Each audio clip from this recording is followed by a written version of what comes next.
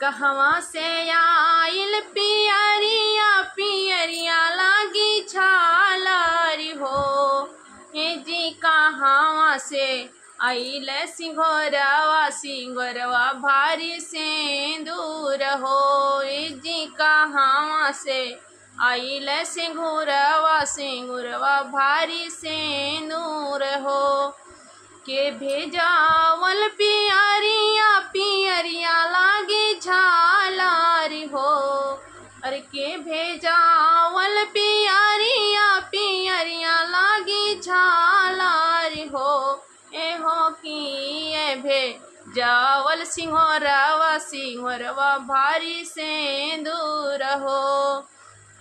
मैया मोर भेजावली पियरिया पियरिया लागे झालर हो।